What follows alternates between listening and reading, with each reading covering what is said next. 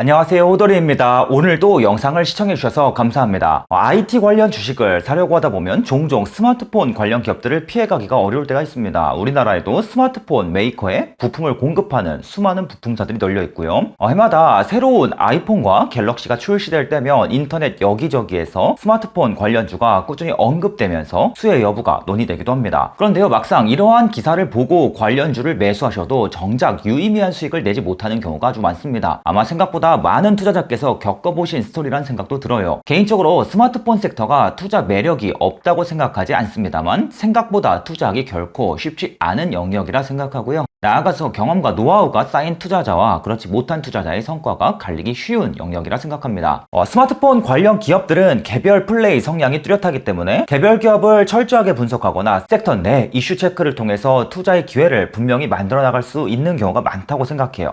그런데 한편으로는 스마트폰 시장 자체의 특징으로 인해서 좋은 성과가 기대되는 기업이라도 실제 매수하고 보면 정작 성과가 밋밋하거나 주식시장에서 해당 종목에 대한 그런 의견이 좀 차가울 때도 있겠습니다. 무엇보다 기사에서는 좋다 팔린다 라고 하는데 실제 투자의 관점에서는 그다지 유의미한 숫자가 아니라서 관련 기업의 수익률 부진으로 이어지는 경우가 정말 많이 목격됩니다. 이번 1편에서는 스마트폰 시장을 먼저 좀 살펴볼 건데요. 그동안 산업 영상에서 단순히 산업에 대한 이야기만 담았던 것과 달리 투자에 대한 고민을 깊게 한번 담아보도록 하겠습니다.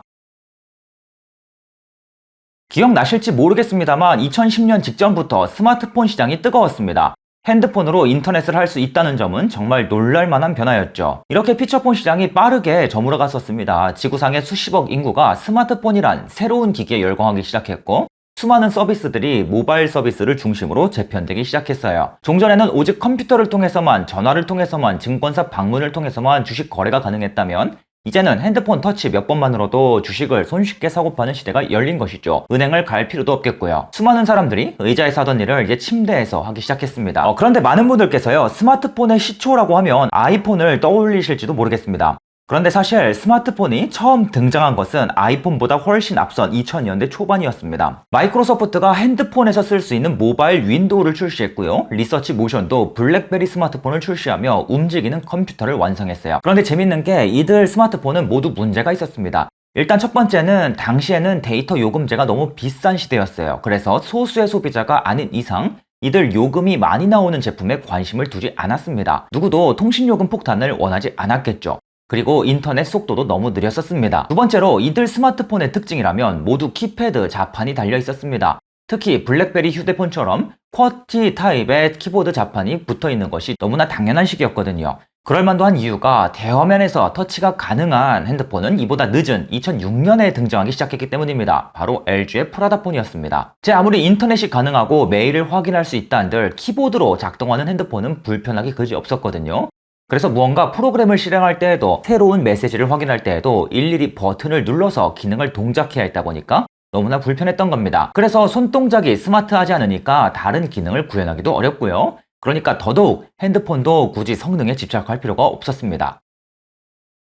그러다 2007년 1월 새로운 스마트폰이 나왔습니다. 그 주인공은 애플 컴퓨터의 아이폰이었습니다. 아이폰은 기존 스마트폰에 비해서 월등히 큰 화면과 터치 스크린을 탑재했고요. 멀티터치 기능도 도입했습니다. 지금이야 두 손가락을 이용해서 사진을 확대하고 축소하는 것이 당연하지만 당시에는 엄청나게 새로운 기술이었어요. 그래서 아이폰은 혁신 자체였습니다. 기존에는 스마트폰이 오직 소수의 비즈니스맨과 얼리 아답터를 위한 제품이었다면 이제는 실용성이 높아지고 터치를 통해서 여러 어플을 실행하고 다양한 기능도 담을 수 있으니까 대중들에게도 소비 욕구를 불러일으킨 겁니다. 여기에 대해서 다양한 어플을 다운받고 직접 만들 수 있는 앱스토어도 스마트폰 시장에 확대에 큰 역할을 했습니다. 이제는 많은 프로그래머들이 어플을 만들어 돈을 벌기 쉬워진 것이죠. 그래서 아이폰을 시작으로 스마트폰 시장이 본격화됐습니다. 물론 아이폰도 물때를 때맞춰 잘 만난 영향이 있었어요. 3G 통신이 본격 확대되기 시작하면서 종전보다 빠르고 대용량을 전송할 수 있는 통신 기술이 보편화되기 시작했고요. 그러니 통신사들은 더욱 저렴한 데이터 요금제를 출시하기 시작했던 것입니다. 그래서 소비자들도 점점 움직이는 컴퓨터를 탐낼 수밖에 없었던 거예요. 이를 바탕으로 아이폰이요, 기존 스마트폰을 제치고 빠르게 성장하면서 스마트폰 시장을 더욱 확대하기 시작합니다. 그런데 당시에 왜 많은 핸드폰 업체들이 이러한 변화에 대응하지 못했을까요? 아무래도 스마트폰이 전문가 중심으로 소수에게만 쓰였다 보니 대중화 가능성을 눈치채지 못한 점이 크게 작용했을 거라고 봅니다. 더욱이 중저가 핸드폰에만 집중하면서 가격 경쟁력에 집착하던 구조, 자체적인 OS만을 고집하면서 폐쇄적인 생태계만 고집했던 점, 성능과 내구성이 떨어지는 제품 출시도 원인으로 지목됩니다. 이에 더해서 애플은 통신사랑 적극적으로 협상하면서 값비싼 스마트폰의 가격을 크게 낮추는 성과를 이뤄냈었거든요.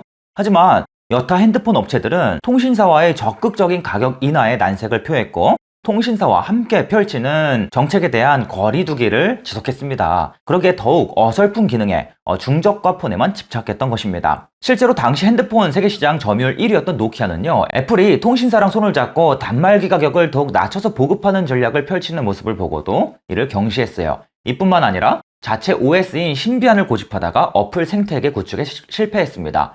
안타깝게도 노키아가 이렇게 실패를 체감한 직후에 이를 만회하기 위해서 갑작스럽게 스마트폰에 윈도우 OS를 탑재하기 시작했습니다만, 이 과정에서 소비자를 대거 잃어버리면서 결국 치명타로 돌아왔습니다. 그리고 노키아가요, 피처폰 사업 부문에서 스마트폰 개발을 병행하는 바람에 기존 피처폰 시장에 집착하는 경향이 강하게 나타났었습니다. 그래서 애플과 달리 특출난 성능의 스마트폰을 출시하지 못했었습니다. 아무튼 스마트폰 시장에서 애플이 선두 자리를 점차 굳혀나가기 시작한 이래 삼성전자도 패스트 팔로우 전략을 바탕으로 애플의 점유율을 빠르게 추격해 나가기 시작합니다. 비록 갤럭시 S라는 제품은 아이폰에 비해서 디자인으로 보나 안정성으로 보나 매력이 부족했습니다만, 삼성전자는 다른 핸드폰 업체들이 갖지 못한 장점을 가졌습니다. 바로 무엇인가? 삼성은 직접 반도체 사업, 부품 사업, 디스플레이 사업을 고루고루 영위하고 있고, 이들 사업이 완벽하게 손발을 맞추면서 수직 계열화를 바탕으로 성능이 더욱 개선된 스마트폰을 연간 수천만 대씩 찍어내기 시작합니다. 여기에 대해서 구글 안드로이드라는 뒷받침과 가성비까지 갖추면서 삼성전자는 점차 스마트폰 시장을 앞서 나가기 시작합니다. 이 과정에서 스마트폰 개발에 너무나 많은 시간을 쏟았던 노키아, 림, LG전자 같은 또는 HTC 같은 기업들은 결국 몰락의 길을 걷게 됩니다. 그런데 주목할 점이 있습니다. 스마트폰 시장이 이처럼 성장하니 애플의 아이폰 성장도 물론 눈부셨습니다만, 삼성전자의 성장이야말로 국내 주식시장에는 정말 커다란 변화를 몰고 왔습니다. 저는 그 당시를 생생히 기억합니다. 삼성전자의 스마트폰이 폭발적으로 팔리기 시작하자 스마트폰에 부품을 공급하는 기업들이 폭발적으로 성장하기 시작했습니다. 무엇보다요, 스마트폰은 기존 피처폰과 확연히 달랐습니다. 무엇이 달랐냐면 반도체 칩도 카메라도 기판도 배터리도 점차 디스플레이까지도 고사양 부품이 대거 사용되었다 보니까 부품업체들은 새로운 시장에 적극적으로 대응하면서 삼성전자 스마트폰 성장의 수혜를 온몸으로 받아 누렸던 것입니다. 관련 기업들의 매출액이 적게는 수배에서 많게는 수십 배까지 폭증하면서 유례없는 성장을 나타냈었습니다. 그리고 많은 부품 기업들이 두 자릿수의 이익률을 나타냈었습니다. 저는 이들 기업들의 폭발적인 성장이 생생히 기억납니다. 방금 보셨던 이익이 폭발했던 부품주들이요, 당시 모두 저도 투자했던 기업들이고 지금은 없어진 기업도 있습니다. 그런데 부품주가 이렇게 폭발하니까 개인적으로도 성장주와 스마트폰주에 대한 환상이 한창 강해지던 시기도 이때였어요. 특히 2011년부터 12년 전후만 해도 어떤 스마트폰 부품주를 사도 3개월에서 6개월 정도면 100% 수익률이 딱딱딱 찍혀 나왔던 시기였고요. 심지어 스마트폰 부품주들을 번갈아 가면서 교체 보유하면 100% 수익을 낸 다음에 바로 또 추가 50%의 수익률이 나오고 정말 대단한 시기였습니다. 당연히 제가 주식을 잘한다고 착각하게 된 시기도 이때였고, 스마트폰 관련 부품주만 보면 다 좋아 보이던 때도 이때였습니다. 즉 친밀성의 오류가 극심하게 강해졌던 시기였던 것입니다. 아무튼 이들 기업의 성장은 스마트폰 시장의 성장 덕분이었는데, 사실 정확히는 삼성전자의 갤럭시 스마트폰의 성장과 함께했던 겁니다. 삼성전자도 놀라운 실적을 거둬들였습니다. 40조 원에 불과했던 IM 부문의 매출액은 한순간에 130조 원으로 뛰었습니다. 불과 2년도 안 돼서 거의 100조 원을 추가로 벌어들였던 것입니다. 당시의 성장이라고는 더 이상 찾아볼 수 없었던 노트북이나 판매하던 IM 부문이요, 매출이 3배 가까이 폭발하면서 삼성전자 전사 실적 성장을 이끌었습니다. IM뿐만이 아니었습니다. 당시 메모리 반도체 업황이 부진했음에도 불구하고 삼성전자의 반도체 사업은 방어 내지는 되려 성장을 나타내기도 했었고, 스마트폰 패널을 공급하는 삼성 모바일 디스플레이도 큼직한 실적 성장을 나타냈었습니다. 모두 스마트폰에 새로이 탑재되기 시작했기 때문이었고, 삼성전자가 점유율을 폭발적으로 늘려나가면서 스마트폰 시장 성장의 수혜를 온몸으로 누릴 수 있었기 때문입니다. 부품주들이 엄청나게 성장했죠. 그런데 이들 성장은 모두 스마트폰 판매량이 폭발적으로 늘어났기 때문에 가능했던 것입니다. 2010년만 해도 연간 3억 대에 불과했던 스마트폰 판매량이요, 불과 3년 만에 10억 대를 돌파했고요. 2015년부터는 연간 약 15억대 수준을 유지하고 있습니다. 여기서 주목할 점은 폭발적인 성장입니다. 스마트폰 시장이 한창 성장하던 2010년부터 2013년은 시장 성장이 연평균 30%에서 40%에 달했어요. 이 덕분에 스마트폰 산업은 성장 산업이란 타이틀이 붙었던 것입니다.